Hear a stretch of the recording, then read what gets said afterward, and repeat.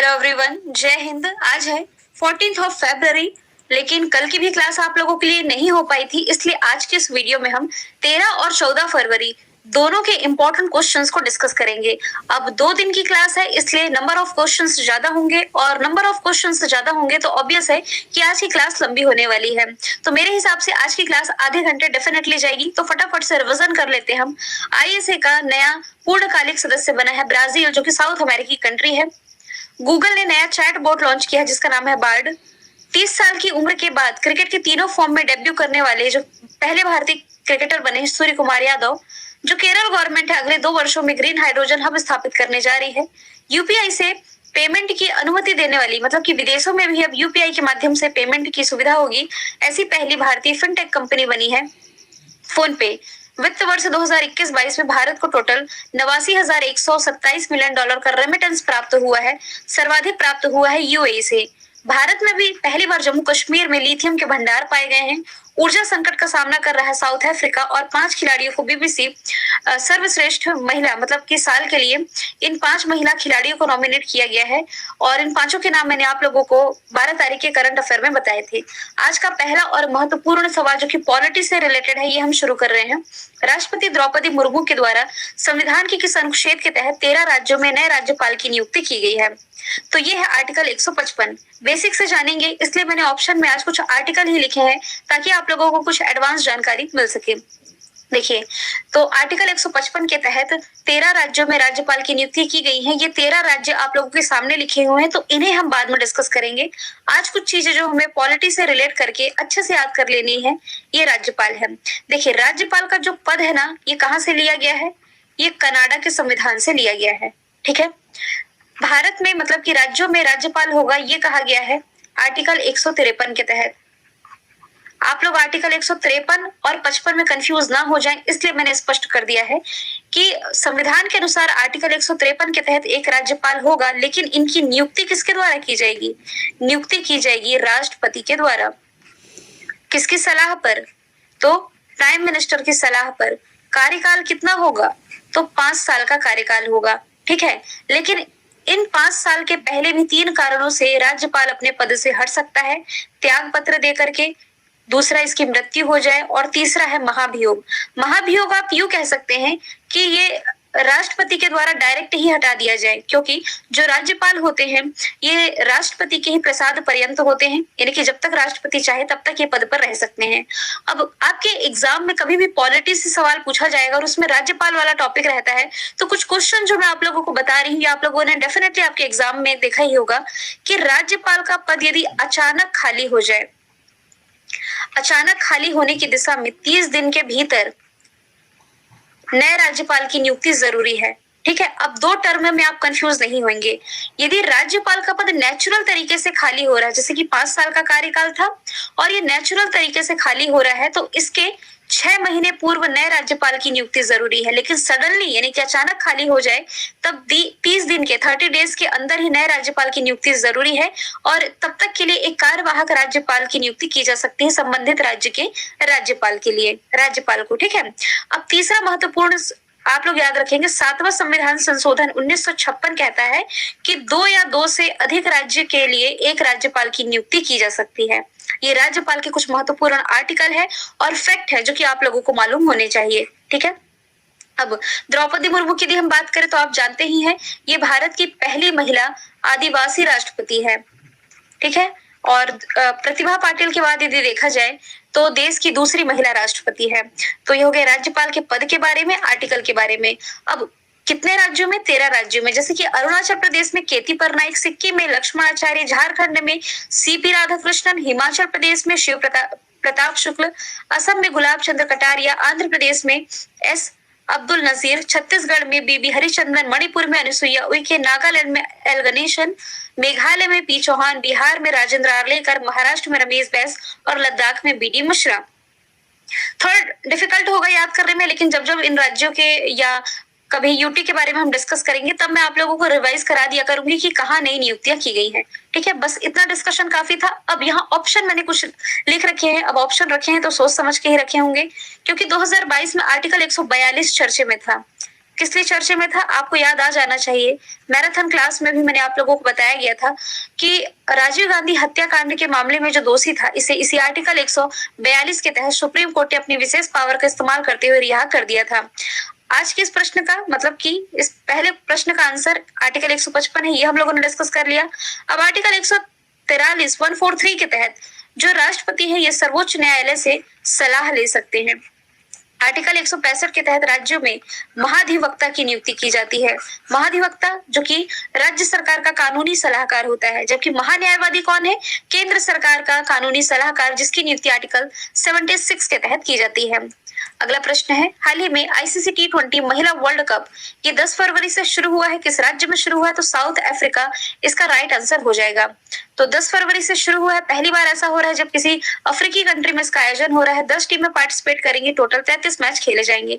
South Africa की basically 3 capital आप लोगों ने याद रखी है, एक तो है प्रेटोरिया, दूसरी है केप टाउन, तीसरी इसमें ब्लोएमफोंटेन हो जाएगी। करेंसी इसकी साउथ अफ्रीकन रैंड हो जाएगी। अभी आप लोगों को करंट अफेयर से मैंने बताया था कि ये जो देश है ऊर्जा संकट का सामना कर रहा है। दूसरा आप लोगों को मैंने बताया था कि 100 अफ्रीकी चीते लाए जाने के लिए, भारत में 100 अफ्रीकी चीते लाए जाने के लिए एमओयू पर हस्ताक्षर किए गए हैं। तीसरा आप लोगों को याद रख लेना है, इस साल का जो ब्रिक्स समिट होगा 2023 वाला, ये साउथ अफ्रीका ही होस्ट करने जा रहा है। यही से मैंने आप लोगों को लिम्पोपो रिवर के बारे में बताया था। लिम्पोपो रिवर जो कि मकर रेखा को 2 बार काटती है। ठीक है, भारत इस साल ICC men's world cup host करेगा 2023 वाला। इंग्लैंड ने कॉमनवेल्थ गेम्स 2022 आयोजित किया था, जिसमें इंग्लैंड के बर्मिंघम में, जिसमें कि पदक तालिका में ऑस्ट्रेलिया टॉप पर था, इंडिया चौथे स्थान पर। न्यूजीलैंड में पिछले ही साल आईसीसी वुमेन्स वर्ल्ड कप का आयोजन किया गया था, जिसमें कि विजेता कौन थी? विजेता टीम थी ऑस्ट्रेलिया। तो ये भी आप लोगों को याद रख लेना है। अगले प्रश्न की तरफ चलते हैं। हाल ही में सीबीडीटी के साथ एपीए पर हस्ताक्षर करने वाला पहला पीएसयू कौन बना है? लंबे समय के बाद ऐसा टॉपिक आया है तो डेफिनेटली इसे हम अच्छे से डील करेंगे, अच्छे से इसके बारे में जानेंगे। इसलिए मैंने स्टार्टिंग में ही कह दिया था कि आज का जो वीडियो है ना ये लंबा होने वाला है। थोड़ा सा एक एक पॉइंट जान लेते हैं ताकि आप लोगों के समझने में आसानी हो। सीबीडीटी क्या है? Central board of direct tax.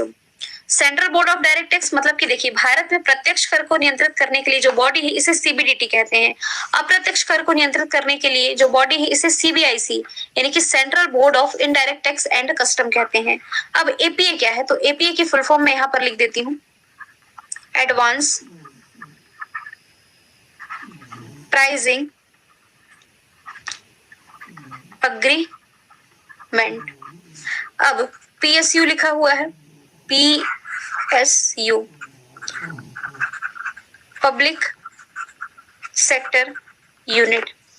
देखिए, यदि मैं कहूँ ना तो ये इनकम टैक्स का एक महत्वपूर्ण टॉपिक है और शायद मैं पहली बार इस क्वेश्चन को डील कर रही हूँ क्योंकि आया ही टर्म पहली बार है, इसलिए इसके बारे में भी हम डिस्कस करें। देखिए, पीएसयू ये भारत सरकार और राज्य सरकार का इस पर नियंत्रण होता है और भारत में जितने भी पीएसयूज है ना इसमें 50% से ज्यादा हिस्सा गवर्नमेंट का होता है और बाकी निवेशकों यानी कि इन्वेस्टर्स का होता है।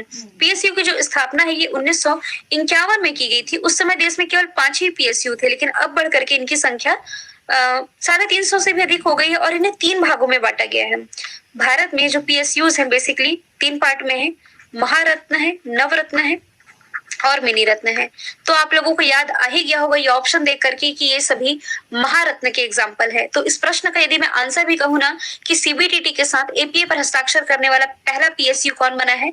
तो गेल बना है। ये सभी ऑप्शन जो आप देख रहे हैं महारत्न के एग्जाम्पल है, जिसमें कि भारत की 12वीं महारत्न कंपनी ये REC बनी थी कुछ समय पहले ही। ये REC हिंदी में तो सही है लेकिन इंग्लिश में RIC लिख गया है, तो इसे मैं मॉडिफाई करूंगी। अब इस प्रश्न को हम समझ लेते हैं कि एक्चुअल में एपीए है क्या। एपीए को समझने से पहले थोड़ा सा आप लोगों को ट्रांसफर प्राइसिंग के बारे में जान लेना होगा।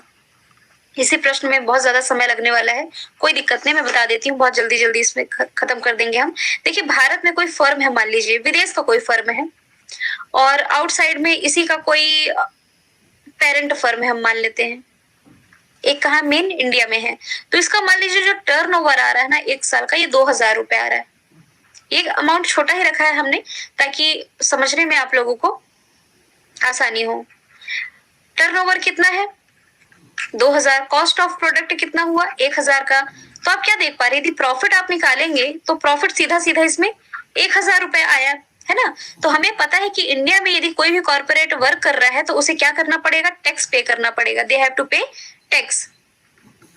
अब कोई भी कंपनीज है, बड़ी बड़ी कंपनीज, ये टैक्स से बचना चाहती है। अब इस टैक्स से बचने का क्या उपाय है कि अपने प्रॉफिट को कम दिखाती है। मान लीजिए प्रॉफिट हुआ है 1,000 का, तब इसे इतने बड़े अमाउंट पर टैक्स पे करना पड़ेगा। लेकिन यदि अपना प्रॉफिट ही कम दिखाए, अब प्रॉफिट कैसे कम दिखाएगी, अपना कॉस्ट ऑफ प्रोडक्ट बढ़ा करके। जैसे कि मान लीजिए इस फर्म में किसी मशीन का इस्तेमाल हुआ है जिसका कॉस्ट ऑफ प्रोडक्ट 400 है, लेकिन अब इस फर्म ने क्या किया, अपनी ही जो पेरेंट कंपनी थी, अपनी ही पेरेंट कंपनी से ये फर्म वो मशीन मंगाई। लागत तो आई थी 400, लेकिन ये बढ़ा करके बता दिया इसने 800। ठीक है, तो 800 का ये हो गया। तो इस हिसाब से टर्नओवर 2000 तो है, लेकिन इसमें कॉस्ट ऑफ जो प्रोडक्ट हो रहा था, कॉस्ट ऑफ प्रोडक्ट कंपनी ने ज्यादा दिखा दिया, तो मशीन 400 और महंगी बता दी, है ना। तो प्रॉफिट इसमें कम हो गया ना, 400 रुपए कम प्रॉफिट, यानी कि अब टोटल कितना हो रहा है, 600 रुपए का प्रॉफिट हो रहा है।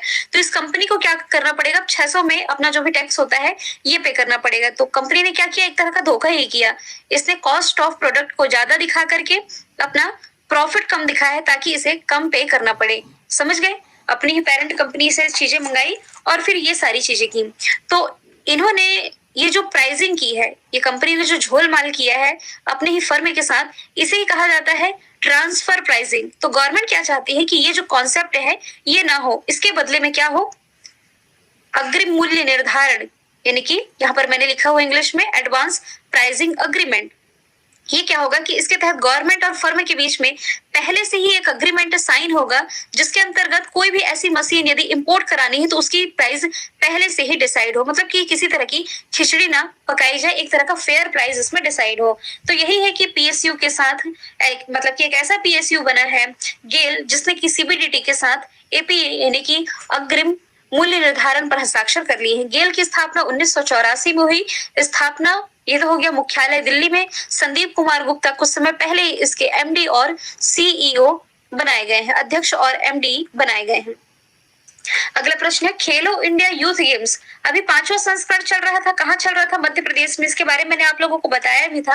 तो इसमें पदक तालिका में कौन सा राज्य टॉप पर रहा, इसमें पदक तालिका में महाराष्ट्र टॉप पर है, इसके बाद हरियाणा और फिर मध्य प्रदेश का स्थान रहा है। महाराष्ट्र ने टोटल 56 गोल्ड जीते हैं, 55 रजत यानी कि सिल्वर और 50 ब्रॉन्ज यानी 50 कांस्य मेडल जीते हैं।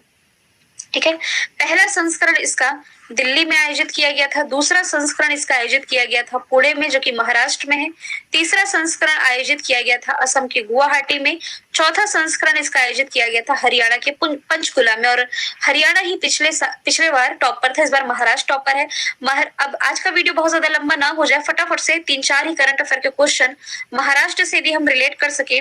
तो काला घोड़ा कला फेस्टिवल अभी हाल ही में कहाँ मनाया गया है, तो ये महाराष्ट्र की राजधानी मुंबई में ही मनाया गया।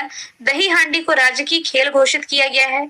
और इसके अलावा पुणे में क्या सबसे गहरा मेट्रो ये बनने जा रहा है। ये हो गया महाराष्ट्र के करंट अफेयर। ऑप्शन में दी हम देखें तो हरियाणा के बारे में बता चुकी, चौथा एडिशन हुआ था मध्य प्रदेश में, अभी 5वां एडिशन देखिए।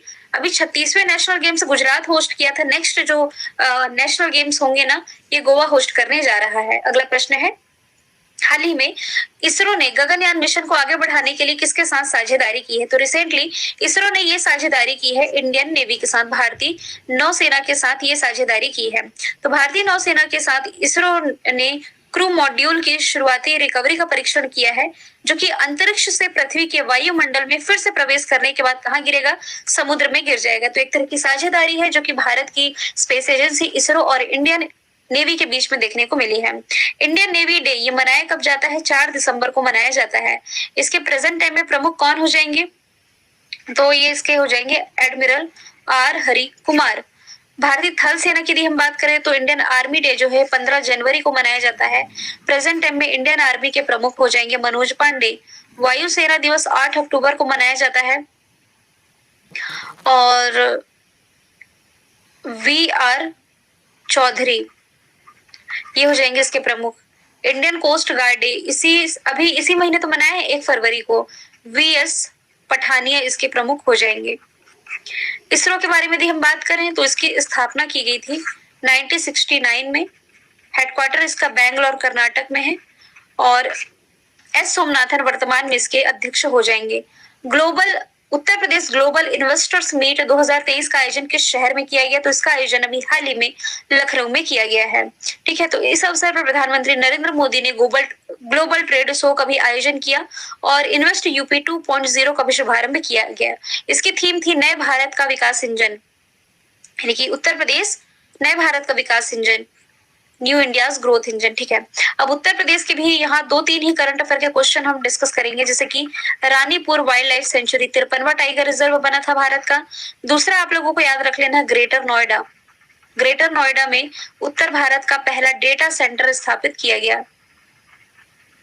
फिर क्या याद रख लेना, सबसे ज्यादा अमृत सरोवरों का निर्माण कहाँ किया गया? तो उत्तर प्रदेश में ही किया गया। हालांकि ऑप्शन भी तो मैंने सभी उत्तर प्रदेश से रिलेट करके रखे हैं, जिसकी पनकी पाइपलाइन प्रोजेक्ट का उद्घाटन ना प्राइम मिनिस्टर नरेंद्र मोदी ने यहीं से किया था, जो कि कानपुर से मध्य प्रदेश की सागर की बीना रिफाइनरी को कनेक्ट कर रही थी। हेल्थ एटीएम, ये तो 2 साल हो गए इस न्यूज को, लखनऊ के चारबाग रेलवे स्टेशन में। इस साल का जो एससीओ की सांस्कृतिक और पर्यटन राजधानी चुना गया है ना, ये नरेंद्र मोदी जी का निर्वाचन क्षेत्र वाराणसी को ही चुना गया है। और जेवर एयरपोर्ट याद रख लेना है नोएडा से, जो कि एशिया का सबसे बड़ा एयरपोर्ट होगा, टाटा के पास इसका बनाने का प्रभार है। अगला प्रश्न है, हाल ही में किस राज्य को एडीबी ने बागवानी को बढ़ावा देने के लिए $130 मिलियन के ऋण को मंजूरी दी है? तो देखिए, हिमाचल प्रदेश में बागवानी को बढ़ावा देने के लिए लगभग 1072 करोड़ रुपए का ऋण मंजूर किया गया है। तो एडीबी का लक्ष्य है हिमाचल प्रदेश को लाभान्वित करना, जहां इसके आधे से अधिक भूमि जो है ये इस क्षेत्र पर पहाड़ियां हैं और इसके 90% आबादी कृषि पर ही डिपेंड है। ठीक है, तो यहाँ बागवानी को बढ़ावा दिया जाएगा एडीबी के द्वारा, इसके लिए लोन दे दिया गया है। एडीबी इसमें इसकी जो हेडक्वार्टर है ये है मनीला फिलीपींस में, अध्यक्ष मात्सुगु अस्कावा है और वर्तमान में इसके 68th मेंबर कंट्री, जिसमें कि 49 सदस्य एशिया प्रशांत क्षेत्र से है और 19 बाहर से हो जाएंगे। हिमाचल प्रदेश की राजधानी ये हो जाएगी शिमला। हिमाचल प्रदेश के लाहौल स्पीति में भारत में पहली बार हींग की खेती शुरू की गई थी। ई परिवहन और ई परिवहन शुरू करने वाला देश का पहला राज्य ये हिमाचल प्रदेश से ही है और 2025 का टारगेट इसने रखा है, आप लोगों को यदि याद होगा तो ग्रीन एनर्जी स्टेट बनने का लक्ष्य 2025 है। और इसके अलावा देश का पहला धुआं मुक्त राज्य, यानी कि जहां हर घर में एलपीजी कनेक्शन प्रोवाइड कराया गया है, तो ये हिमाचल प्रदेश में ही हो जाएगा। तमिलनाडु में भारत का पहला ऊर्जा द्वीप स्थापित होने जा रहा है, इसके लिए डेनमार्क के साथ समझौता किया गया है। बिहार, अच्छा आपके एग्जाम में बिहार वाले जो वीडियो देख रहे हो, बिहार में कौन सी तो जगह है जहां बिहार का पहला फ्लोटिंग सोलर प्लांट बना है? ये दरभंगा है। हाँ, और छत्तीसगढ़ में जो कांकेर है ना, यहाँ पहला मिलेट प्रोसेसिंग प्लांट स्थापित किया गया था। अगला प्रश्न है, टेस्ट क्रिकेट में सबसे तेज 450 विकेट लेने वाले भारतीय गेंदबाज कौन बने हैं? तो ये बन गए हैं रविचंद्रन अश्विन। तो दुनिया के दूसरे और भारत के पहले ऐसे क्रिकेटर जिन्होंने सबसे तेज 450 विकेट लिए हैं। ठीक है, शुभमन गिल सबसे तेज डबल सेंचुरी इन्होंने लगाई, सबसे युवा खिलाड़ी बने ये। सूर्य कुमार आईसीसी के द्वारा अभी हाल ही में T20 international men's cricketer of the year. Yuzvendra Chahal T20 international में सबसे ज्यादा विकेट लेने के मामले में इन्होंने भुवनेश्वर कुमार को पीछे छोड़ा है। अश्विन आईपीएल के इतिहास में पहले रिटायर्ड आउट खिलाड़ी ये बने थे। ठीक है, अगला प्रश्न है, फाइजर इंडिया ने अपना एमडी सीईओ किसे बनाया है? तो ये बना है मीनाक्षी तेवतिया को। देखिए, जो फाइजर इंडिया है ना, ये यूएसए की एक फार्मास्यूटिकल कंपनी है, तो भारत में इसकी जो सीईओ है ये मीनाक्षी तेवतिया होंगी। अप्रैल से 5 साल तक के लिए इनकी नियुक्ति की जाएगी। सुंदर रमन राममूर्ति, देखिए क्वेश्चन ही एमडी सीईओ का है, तो ऑप्शन भी आप यदि रिलेट करो तो बॉम्बे स्टॉक एक्सचेंज के जो बनाए गए हैं सुंदर रमन राममूर्ति नीति आयोग के सीईओ हो जाएंगे। परमेश्वरन अय्यर और रेलवे बोर्ड के अध्यक्ष और सीईओ ये हो जाएंगे अनिल कुमार लोहाटी। अगला प्रश्न, मलयालम सिनेमा की किस एक्ट्रेस की 120वीं जयंती के मौके पर गूगल ने डूडल के माध्यम से श्रद्धांजलि दी है? तो ये हो जाएंगी पीके रोजी। 120वीं जयंती पर गूगल ने इन्हें याद किया है। तो इन्होंने Malayalam film the last child से अपने करियर की शुरुआत की थी। हालांकि एग्जाम में तो नहीं पूछा जाएगा, लेकिन बेसिक इनके बारे में लिखा हो कि दलित ईसाई समुदाय से थी। मलयालम सिनेमा में दिए गए इनके कंट्रीब्यूशन के लिए इन्हें याद किया जाता है। दामोदर माउजो का नाम आप लोगों को याद होगा। 56वां ज्ञानपीठ अवार्ड नीलमणि फूकन को मिला था और 57वां ज्ञानपीठ अवार्ड दामोदर माउजो को। रामचंद्र मांझी, बिहार से इनका नाम आप रिलेट करेंगे। एक लोक कलाकार थे जिनका 2022 में निधन हुआ। लौंडा नाच के लिए ये जाने जाते थे। इन्हें प्रमुख मतलब प्रसिद्धि इन्हीं नाच में मिली थी। पुनीत राजकुमार, कर्नाटक रत्न अवार्ड आप लोगों को याद होगा। मरणोपरांत पुनीत राजकुमार को इस प्रतिष्ठित अवार्ड से सम्मानित किया गया है। अब बाकी के 3 क्वेश्चंस है ना, जो मैंने डेज से जो हम लोगों ने मिस कर दिए हैं वो रखे हैं। जैसे कि दलहन के महत्व को उजागर करने के लिए विश्व दलहन दिवस ये कब मनाया जाता है? तो 10 फरवरी को मनाया जाता है। देखिए, जो दालें होती है ना, ये भोजन और चारा दोनों के लिए उगाई जाने वाली फलीदार पौधों के खाद्य बीज है। तो जो वर्ल्ड पल्सेस डे है 10 फरवरी को मनाया गया। थीम थी pulses for a sustainable future. और महिलाओं और बालिकाओं के लिए जो अंतर्राष्ट्रीय दिवस है विज्ञान में, महिलाओं और बालिकाओं का अंतर्राष्ट्रीय दिवस ये 11 फरवरी को मनाया जाता है। यूनाइटेड नेशन जनरल असेंबली ने इस दिवस को मनाने का ऐलान किया था 2015 में। इस बार की इसका 8वां संस्करण है और थीम है इस बार की इनोवेट दिखाना। देखिए, अच्छा, ठीक, सतत और समान विकास के लिए आगे लाना। इसकी थीम थोड़ी सी मुझे देखनी पड़ेगी। इनोवेट, दिखाना, ऊपर उठाए, एडवांस, नहीं, ये नहीं होगी थीम। ये मुझे डेफिनेटली मॉडिफाई करनी पड़ेगी। ये हिंदी और इंग्लिश मिक्स हो गया है। इसे मैं पीडीएफ में मॉडिफाई करके आप लोगों को सबमिट करूंगी। अंतिम प्रश्न है, राष्ट्रीय महिला दिवस कब मनाया जाता है? तो ये 13 फरवरी को मनाया जाता है। देखिए, सरोजनी नायडू जी की स्मृति में, सरोजनी नायडू ये राज्यपाल थी स्वतंत्र भारत में। ये राज्यपाल कहाँ की थी? तो उत्तर प्रदेश की पहली महिला राज्यपाल। इन्हीं की स्मृति में ये दिवस मनाया जाता है। सबसे पहले ये 2014 में मनाया गया था। इन्हें देश की नाइटिंगेल का खिताब दिया गया था महात्मा गांधी जी के द्वारा और इन्हें ही भारत कोकिला कहा जाता है। स्वर कोकिला लता मंगेशकर, भारत कोकिला सरोजनी नायडू। ठीक है, तो इनसे रिलेट कर सकते। 13 फरवरी राष्ट्रीय महिला दिवस। अंतरराष्ट्रीय महिला दिवस वो 8 मार्च है। मैंने कल पूछा था आप लोगों से कैनरा बैंक के एमडी सीईओ कौन बने? सत्यनारायण राजू। आज का सवाल आप लोगों के लिए है कि यूनेस्को के द्वारा किसे दुनिया का पहला जीवित विरासत विश्वविद्यालय घोषित किया गया है? आंसर कमेंट बॉक्स में बताएंगे। टेलीग्राम पर आप लोग जरूर जुड़ जाए, पर आपको डेली की क्विज और पीडीएफ मिल जाती है। फिर हम मिलेंगे नेक्स्ट वीडियो के साथ। Thank you so much.